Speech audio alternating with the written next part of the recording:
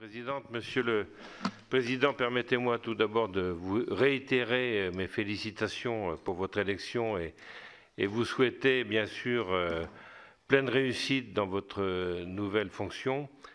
Et je souhaite personnellement vous interroger sur un sujet qui me paraît crucial pour nos communes rurales, à savoir le dispositif de zones de revitalisation rurale, ce qu'on appelle les ZRR. Au Sénat, nous avons publié en 2019 un rapport avec mes collègues Bernard Delcros et Frédéric Espagnac sur l'avenir du dispositif, puisqu'on l'a appelé « Sauvons les ZRR », puisqu'elles étaient menacées. Et notre objectif étant de proposer une réforme des critères de classement qui tient compte de la diversité de situations des territoires ruraux, mais également aussi entre guillemets, de revitaliser le dispositif pour renforcer son effet levier.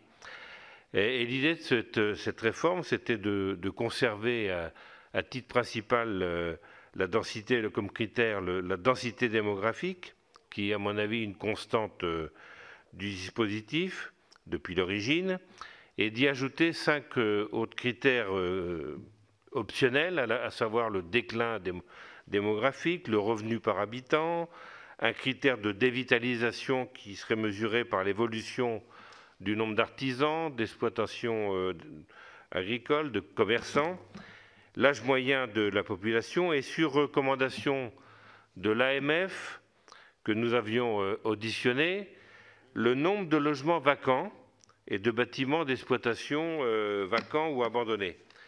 Et nous avions prévu, avec ce dispositif, de définir 3 niveaux de ZRR, 1, 2 et 3, un peu sur le même modèle de ce qu'on appelle les groupes iso-ressources, les GIR, GIR 1, GIR 2, GIR 3, en fonction de la fragilité. Et donc qui permettait de classer le territoire 1, 2 et 3 et bénéficier de mesures qui soient associées à chaque niveau de zonage. Alors, le sujet est pour moi et pour un certain nombre de maires ruraux prioritaire, parce que jusqu'à présent, les communes ont été plus ou moins menacées de déclassement. Et on n'a connu pour l'instant que des prorogations en guise de soins palliatifs, on va dire. Donc il faut absolument qu'on travaille sur le sujet. Pour votre information, Jacqueline Gouraud, ministre des Collectivités, vient de nous solliciter pour participer à une mission qui durerait 1 mois. Et donc, je vous le dis très, très sincèrement, j'ai décliné cette proposition parce que le moment ne me paraît pas opportun à quelques jours des présidentielles. En plus de faire un projet nouveau sur les ZRR en 1 mois et demi, avec autour de la table des personnes qui sont opposées à continuer les ZRR, à souhaiter par exemple que le montant qui est affecté aux ZRR soit reversé dans les DETR, et d'autres qui souhaitent abandonner carrément cette opération. Donc j'ai décliné cette mission, je ne sais pas si elle sera véritablement mise en place. Il faut savoir que le Sénat va prochainement décider de faire une évaluation de cette réforme avec les commissions d'aménagement du territoire et la commission des finances. Et ma question est la suivante. Comment allez-vous vous saisir de ce sujet? Je voulais simplement vous dire que nous étions prêts, bien sûr, à votre disposition si l'AMF décide de travailler sur cet outil qui, à mon avis, doit être vraiment au cœur des prochaines politiques publiques en faveur de la ruralité. Moi, je pense que c'est vraiment très important. Ça permettrait peut-être de supprimer tout un tas de zonages qui ne sont pas efficients aujourd'hui, de simplifier les choses et d'avoir une seule opération avec 3 zonages qui seraient définis selon un certain nombre de critères. Voilà ma question, Monsieur le Président. Je vais prendre les interrogations. Monsieur le Premier vice-président, c'est Rémy Cointreau qui évoquait la ruralité et les ZRR, etc. Moi, sans être exhaustif, mais la ruralité, c'est un terme que j'entends ressortir un peu comme de la verroterie préélectorale régulièrement. Et alors, c'est celui qui parlera avec le plus de trémolo dans la voix de la brume sur les champs de la Beauce, de l'autre qui parlera avec l'accent le plus prononcé du sud-ouest ou du nord-est ou je ne sais quoi. Et on ajoute à chaque fois, il y a des bonnes dispositions qui sont prises, mais des flots d'acronymes, de plans, de zonage, bref, de tout ce qui donne la bonne conscience politico-administrative, mais dans la réalité, la ruralité n'est pas prise en considération comme elle le devrait en termes d'aménagement du territoire. On ne parle plus d'aménagement du territoire. L'aménagement du territoire, c'est à l'organisation territoriale ce que l'éducation est aux individus, c'est-à-dire ce qui garantit l'égalité des chances. Il n'y a plus égalité des chances aujourd'hui territoriale. Voilà.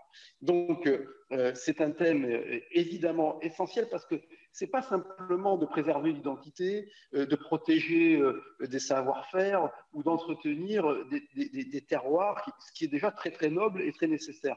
La ruralité, elle est porteuse d'avenir parce que l'espace est une ressource, parce que l'espace est une chance, à condition que cet espace soit lui-même doté de ce qui permet le développement. Le chemin de fer de l'époque, c'est le très haut débit. On ne peut pas se développer si on n'a pas une école, et de comprendre que la proximité, c'est pas ringard, que la proximité, elle crée la responsabilité, et que la responsabilité, on n'a pas trouvé mieux pour être efficace. Voilà.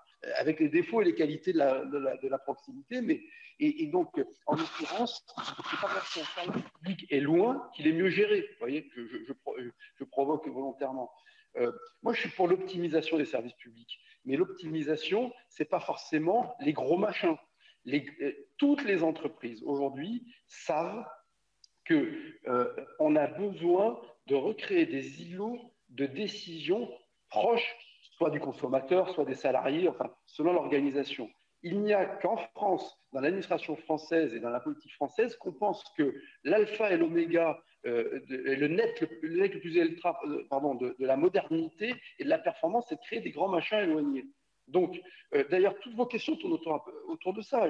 La dernière intervention de Sonia de la Provost était particulièrement, moi me parlait complètement. C'est-à-dire qu'on parle de subsidiarité, mais il y en a peu qui savent ce que c'est que la subsidiarité en réalité. Et vous avez démontré que vous savez ce que c'est. Donc, cher Premier vice-président, moi, je suis très attaché aux ZRR. Et la position que vous avez exprimée, indépendamment de ma subjectivité, c'est la position claire et nette de l'AMF. Hein, et on l'avait dit dès la conception de l'agenda rural.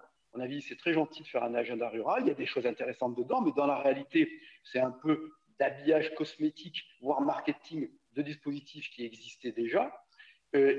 Au passage, on fait toujours un peu plus payer les intercommunalités et les communes sur des services qui avant étaient du ressort exclusif de l'État. Hein, parce que ça se traduit comme ça. Ce sont des transferts non avoués, très souvent, ce type d'agenda.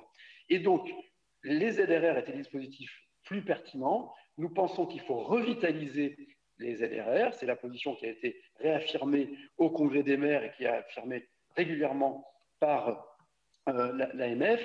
Et pour ne pas être trop long, une mission est en train d'être confiée à certains collègues maires pour justement, totalement dans l'esprit de ce que vous avez dit, voir comment nous pouvons revitaliser les ZRR, concentrer les moyens sur ce qui est efficace, avoir un zonage beaucoup plus pertinent et beaucoup moins pléthorique qui crée de la bureaucratie et de l'opacité et donc du manque d'efficacité.